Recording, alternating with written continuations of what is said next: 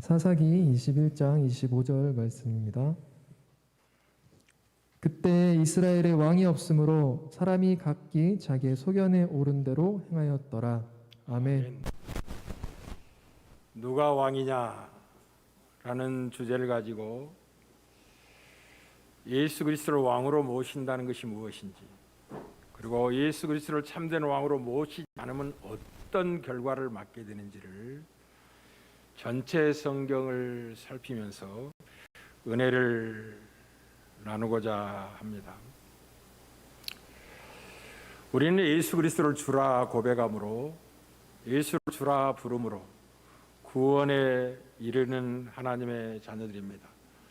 그때 예수님을 주라 부르는 그 주라는 의미의 내용은 두 가지로 되어 있습니다. 첫째는 세이비어, 구세주,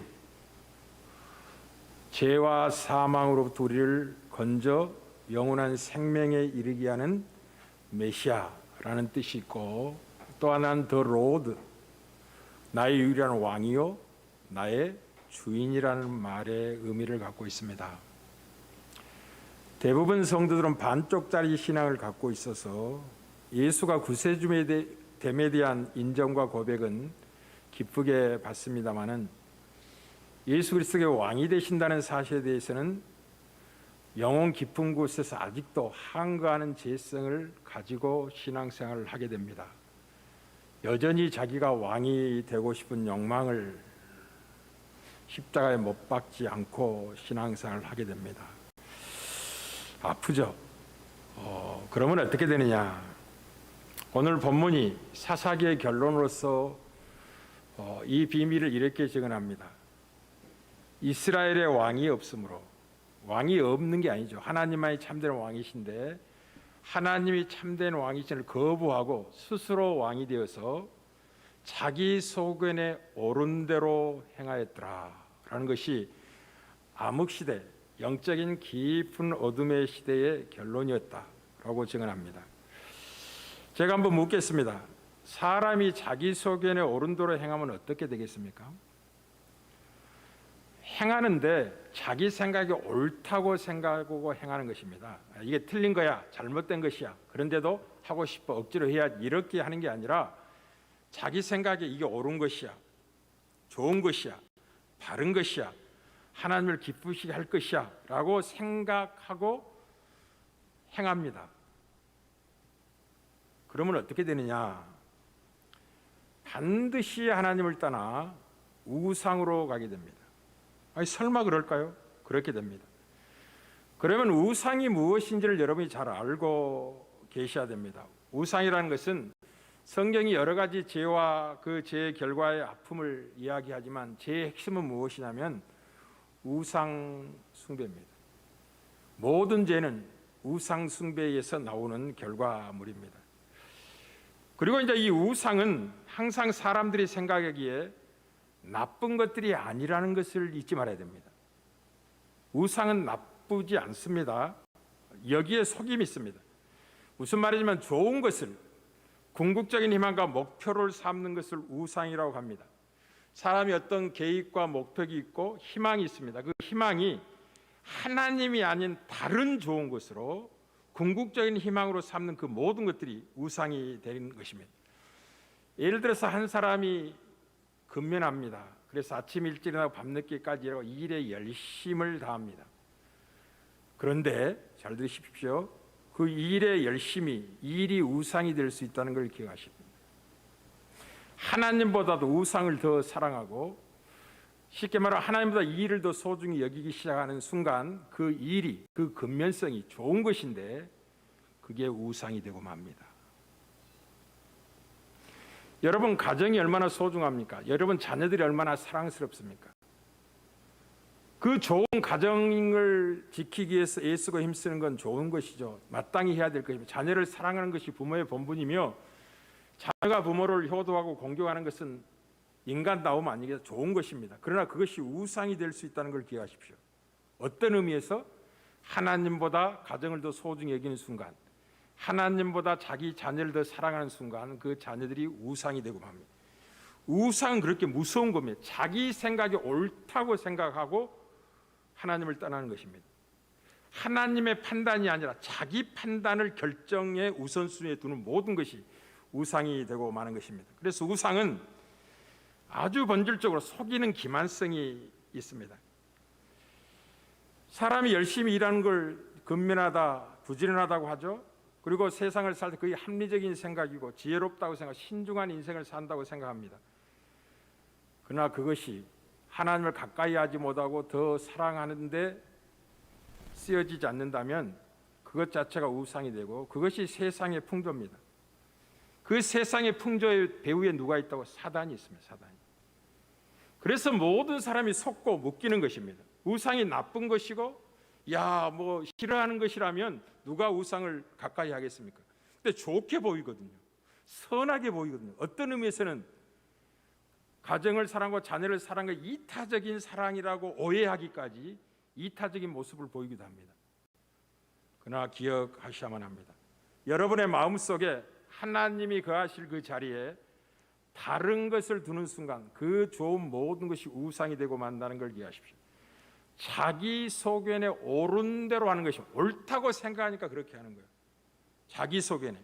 근데 하나님의 생각과 다른 거죠. 그래서 이디한 하나님의 사람이었던 17세기 청교도의 거장이었던 토마스 브룩스는 사단의 이 기만성, 공교함을 이렇게 이야기해요. 사단은 죄의 그림을 그릴 때 덕목의 색으로 칠한다고 갈파를 했습니다. 사단이 그림을 예쁘게 그릴 때, 죄의 그림을 그릴 때 덕목의 색을 가지고 칠하니까 사람이 속습니다. 자기 속에는 옳다고 생각합니다. 그래서 행합니다. 요즘은 성도들이 하나님을 사랑한다는 말을 잘 모릅니다. 온전히 사랑하지 않고 있음에도 사랑하고 있다고 스스로를 속이고 오해하고 신앙생활합니다. 하나님을 사랑하는 것은 마음을 다하는 것이요, 뜻을 다하고 목숨을 다하여 주 하나님을 사랑하는 것을 사랑한다고 이야기합니다. 쉽게 말하면 모든 것보다 최고로 하나님을 사랑할 때만이 그 사랑이 하나님을 사랑한다고 이야기하는 것입니다. 하나님을 사랑한다는 말은 하나님을 궁극적인 사랑의 대상으로 알고 사랑하는 것을 하나님을 사랑한다고 하지, 하나님보다 내 아내를 더 사랑하고 내 자녀를 더 사랑하고 내 일을 더 소중히 여기는 순간 그 모든 것이 우상이 되고 맙니다. 저를 보세요. 아주 중요한 메시지를 여러분에게 전합니다. 마태복음 22장 30절 38절입니다. 예수께서 이르시되 내 마음을 다하고 목숨을 다하고 뜻을 다하여 주 너희 하나님을 사랑하라 하셨으니 이것이 크고 첫째 되는 계명이요. 하나님을 사랑할 때는 목숨을 다해야 됩니다. 마음을 다하고 뜻을 다해야 되는 거예요. 생명을 걸어야 되는 것입니다. 그리고 뜻밖에도 예수님을 믿고 따르고 예수님의 제자가 된다는 것이 우리를 잘 모르고 예수님을 따르고자 하는 사람들이 너무나 많습니다. 예수님이 성육신과 육체를 가지고 계실 때 수많은 사람이 자기를 따라올 때 이 문제를 집중적으로 지적을 하셨습니다. 계산해 보지 않고 주를 따른 거죠. 예수를 따른다는 것이 어떤 대가를 요구받는지를 잘 모르고 예수를 따른 겁니다. 우리 주님은 수많은 사람이 자기를 따라오는 것을 보고 뒤를 돌아보며 이르시되 이렇게 말씀하셨습니다. 누구든지 자기 부모나 자기 형제나 자기 자매나 더욱이 자기 자신을 미워하지 않는다면 능히 내 제자가 되지 못하고 라고 말씀하셨습니다. 예수님의 제자가 된다는 것은 예수님을 최고의 가치에 두는 것입니다. 자기 부모보다도 자기 형제나 자매보다도 자기 자식보다도 심지어 자기 목숨까지보다도 소중하게 예수를 여길 때만이 예수의 제자가 되는 것입니다. 그러면 부모를 사랑하지 않다는 말이냐, 아내를 사랑하지 않고 날마다 구박하는 게 옳다는 말, 그런 말이 아닙니다. 예수를 최고의 사랑의 대상으로 섬길 때만이 진짜 사랑이 나옵니다. 아내를 사랑하고 남편을 사랑하게 됩니다. 그리고 자녀를 진실로 사랑하는 삶이 거기에서 나옵니다. 자기를 미워할 때만이 자기 생명을 얻게 됩니다.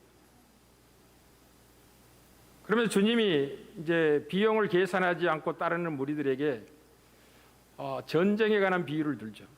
두 적국적인 나라가 전쟁을 하게 되는데 저쪽이 2만의 군사력으로 침공에 들어옵니다. 근데 이곳에 방어하는 왕이 생각해 봅니다. 나는 군사가 1만밖에 없는데 1만으로 2만으로서 대적할 수 있을까? 대적할 수 없다고 생각하면 가서 하친을 청하는 것이 지혜로운 것이라고.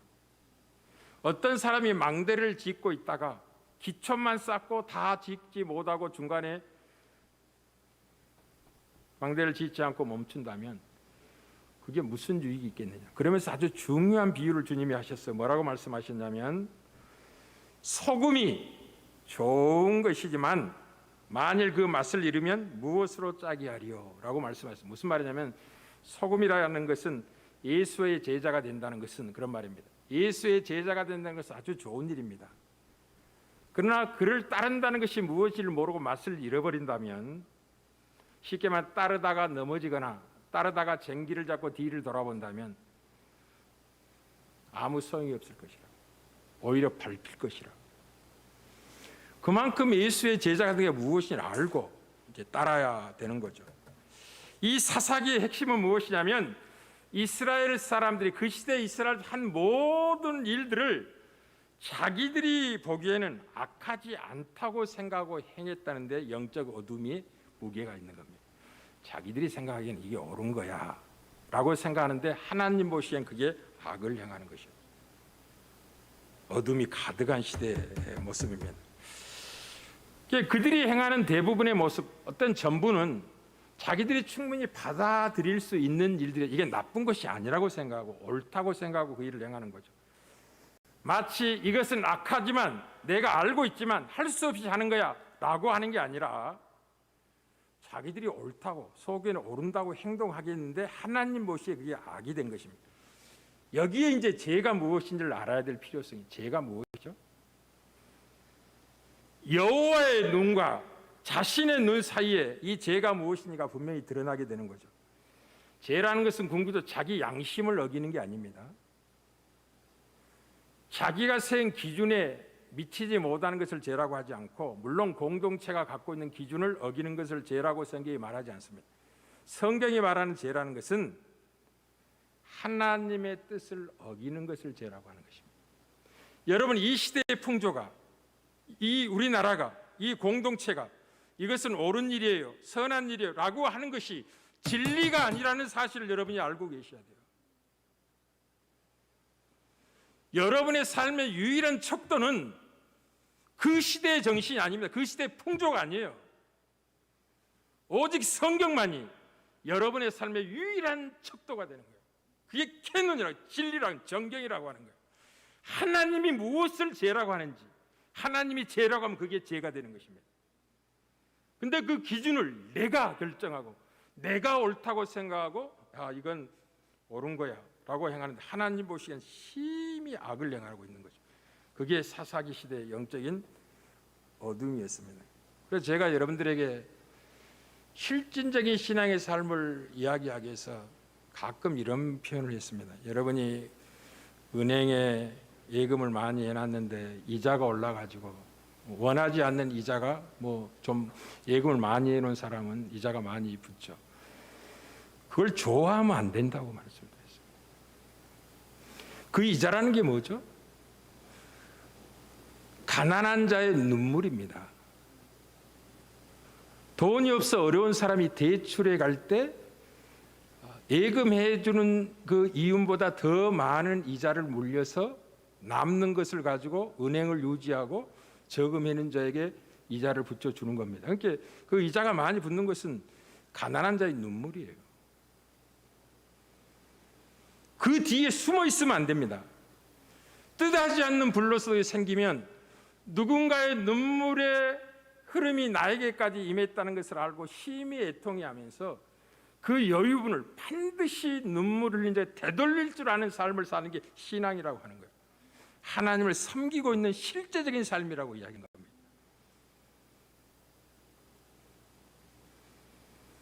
그 시대가 옳다고 하는 것이 옳은 것이라고요? 그렇다면 이제 점점 지난주에나 그 지난주도 서울에서 케어 축제, 동성애자들 축제를 했다고 하는데 보라색 옷을 입고 점점 동성애자를 자연적인 인권이라고 생각하고 편들기 시작할 겁니다. 그래서 대부분의 사람들이 동성애는 죄가 아니에요 라고 한다고 죄가 안 되는 겁니까? 그런 것입니까? 죄를 그 시대가 기준하는 것입니까? 그런 게 아닙니다. 죄는 자기의 양심을 어기는 것도 아니고 자기 자신의 기준을 깨트린 것도 아니고 공동체의 기준을 깨트린 것도 아니라 하나님의 뜻을 거스리는 것을 죄라고 하는 것입니다. 이 사실을 분명히 여러분이 알고 계셔야 됩니다. 그리고 이 현대 풍조와 사전은 어떻게 되어 있냐면 오직 당신만이 당신을 위해서 무엇이 옳고 그른지를 정의할 수 있다고 가르치고 그것을 인권이라는 미명 아래 옳은 것이라고 강조하기 시작한 시대가 현대사입니다. 그러니 자식이 부모의 말도 안 듣습니다. 이제는 모두가 자기가 신이 되어서 자기가 옳고 그르는 분별하고 판단하는 거지 부모가 옳다고 하는 것은 내가 생각이 옳지 않으면 아니에요 말하는 시대가 되고 말았어요. 학교의 선생님의 가르침도 외면합니다. 자기가 신이 되었기 때문에. 그것이 교회 안에까지 들어와서 하나님의 진리의 말씀을 대할 때도 자기 생각을 꺾지 않고 아이고 목사님이 세상을 몰라서 그런 거지, 목사님이 아직 세상을 덜 살아봐서 그런 거지 하면서 말씀 듣는 사람 많이 있다는 걸 제가 압니다. 제가 세상을 모른다고요? 천만의 말이에요.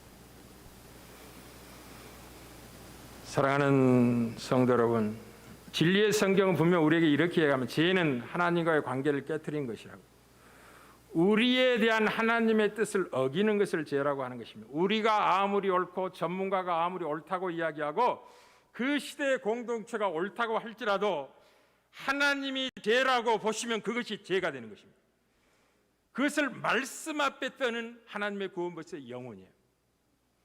그것을 가볍게 여기고 사소하게 여기면서 이제 하나님의 매를 자초하는 것에 불과하죠.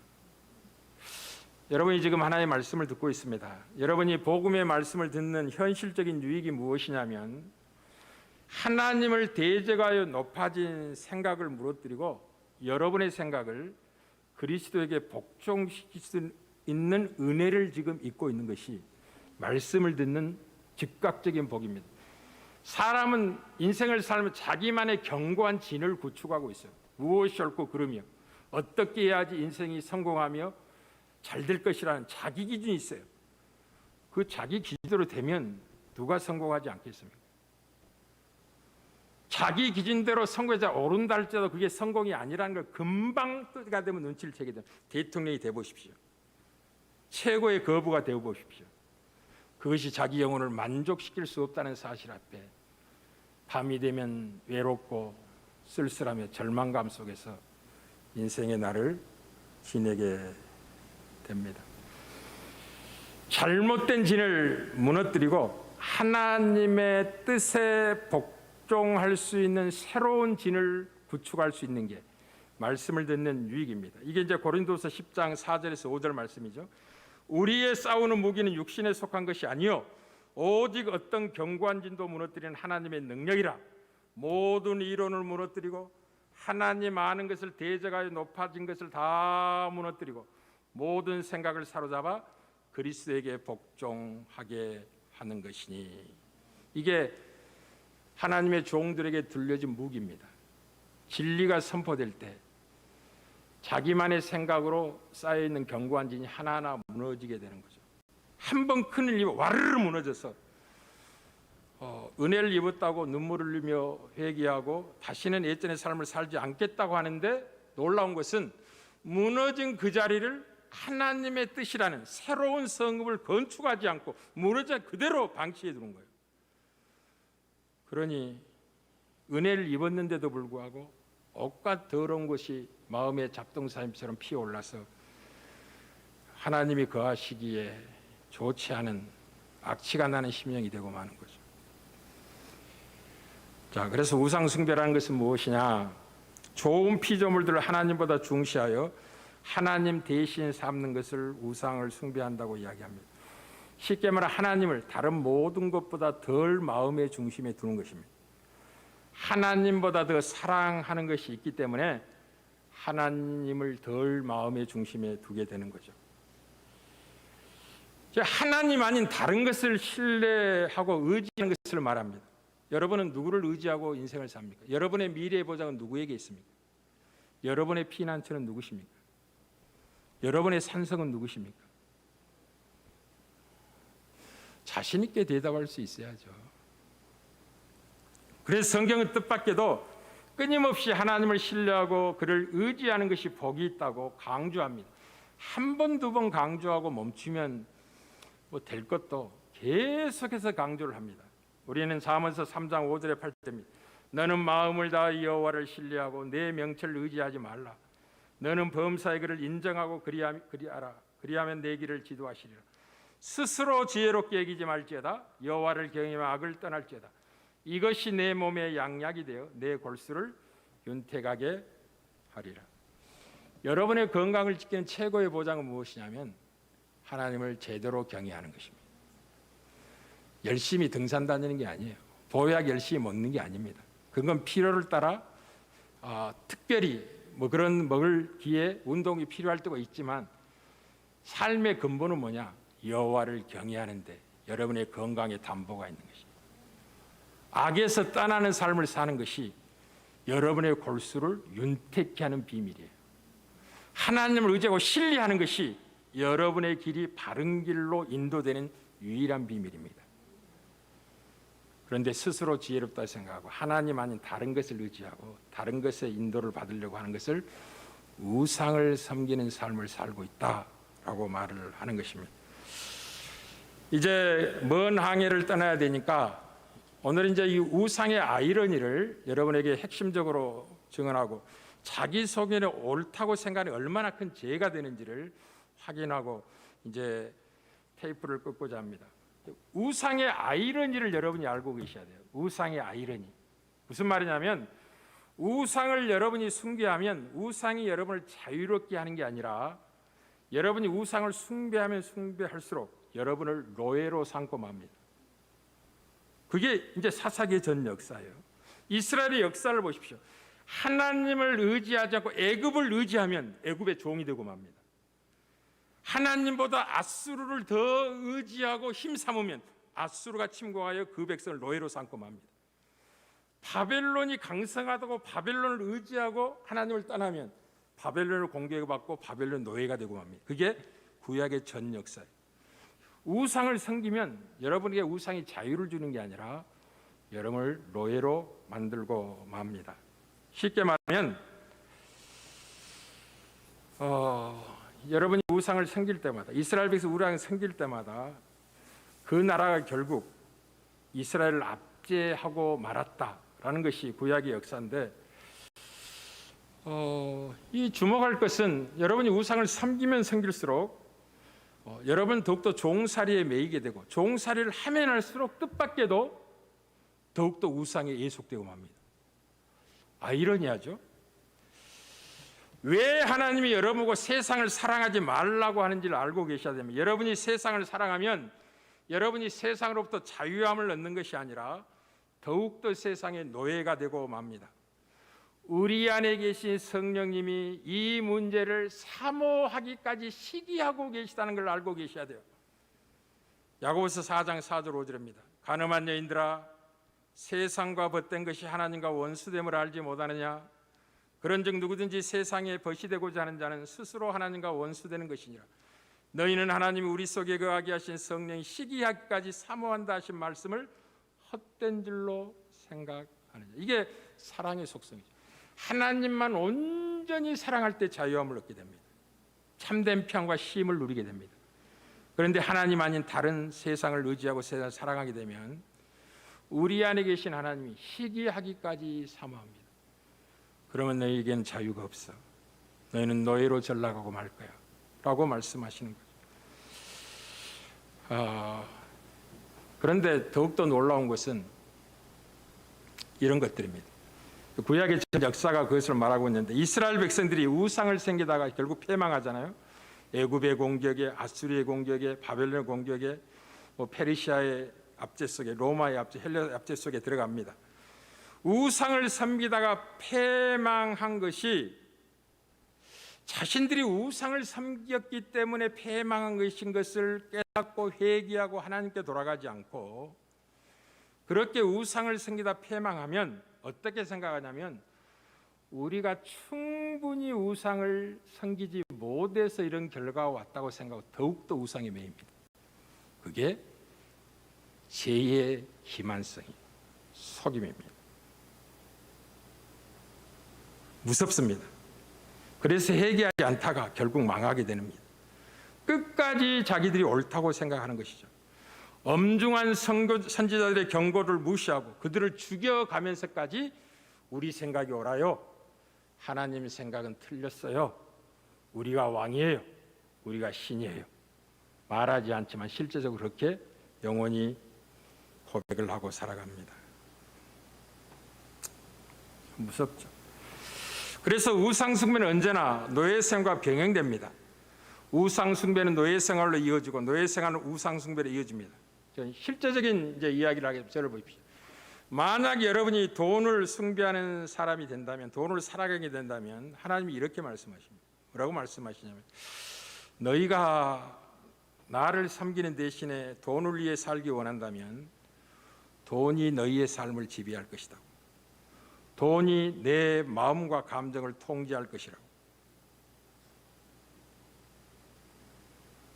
만약 여러분이 인기와 명예를 소중히 여기고 숭배하게 된 순간 하나님이 여러분에게 이렇게 말씀하시면, 너희가 나보다도 인기와 명예를 위해 살기를 원한다면 인기 있는 대중적인 주장이 너희를 통제하고 다스리게 될 것이다.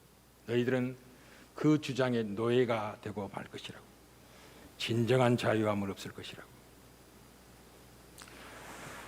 너희가 나 외에 다른 신을 섬기기를 원한다면 하나님은 그렇게 한번 해보라고 말씀하신 거죠. 우상이 너희를 바르게 인도하는지 한번 보자. 너희가 나를 버리고 우상을 숭배한다면 결국 너희는 우상의 노예가 되고 말 것이다. 그게 에레미야 선지자의 외침이었죠. 너희들이 하나님을 부르고 우상을 쓰고 결국 바벨론의 포로가 되면 너희들이 그렇게 섬기고 싶었던 우상을 바벨론에서 섬기게 될 것이라고. 그 우상이 너희들을 자유케 할 수 있느냐? 너희를 해방시킬 수 있게 하느냐? 아니라 너희는 노예로 전락하고 말 것이라고.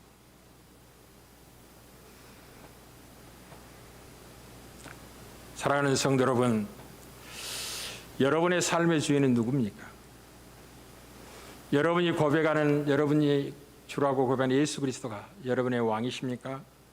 아니면 여전히 여러분 자신이 여러분의 왕이 되기를 소원하며 여러분 소견에 옳은 대로 행하고 싶어 하십니까? 아니면 여러분 생각이 아무리 옳다 할지라도 하나님이 아니라 틀렸다고 말한다면 여러분을 쳐서 복종시키고 왕 대신 그분의 음성 앞에 복종할 단마음을 가지고 하나님을 섬기는 중에 있습니까? 살피시고 질문을 하시기를 바랍니다. 만약 여러분의 삶의 주인이 예수 그리스도라시라면 여러분이 무슨 상황과 조건 속에 있다 할지라도 진정한 자유를 누리게 될 것입니다. 거기에 평화가 있을 겁니다. 거기에 영혼의 깊은 안식이 있을 겁니다. 그러나 구주 예수 그리스도의 왕되심을 거부하고 스스로 여러분이 왕되기를 소원하고 여러분 생각에 옳다고 생각하는 삶을 산다면 허덕거리게 될 것입니다. 살기 위해서 전전긍긍하다가 세월을 낭비하고 영원한 심판자 앞에 서는 날을 만나게 될 겁니다. 아무쪼록 살아가는 여러분, 저는 여러분들이 그리스도 예수와 진정한 자유인이 되기를 원합니다. 자유를 누리시기를 바랍니다. 예수 그리스도를 왕으로 모시고 섬기는 삶을 살기를 바랍니다. 여러분 속에 옳다고 생각하는 삶을 살지 마시고 그리스도의 이름으로 드러난 하나님의 뜻 행하기를 기뻐하는 삶을 사시길 바랍니다. 거기에 참된 자유가 있을 것입니다. 빛 가운데 행하는 삶이 두드러지게 나타나는 모습을 많은 사람이 여러분의 걸음 속에서 발견하고 보게 될 겁니다. 그때 여러분들은 복의 통로가 될 것이고 이 시대의 아브라함들이요, 이 시대의 요셉이요, 이 시대의 다니엘과 같은 거룩하고 영광스러운 존재의 삶을 살아내게 될 것입니다. 여러분의 왕은 누굽니까? 하나님이십니까? 예수 그리스도십니까? 아니면 여러분 자신입니까? 끊임없이 묻고 확인하시고 참된 왕 앞에 무릎을 꿇고 힘을 얻는 인생들 되어지기를 주의 이름으로 축복합니다.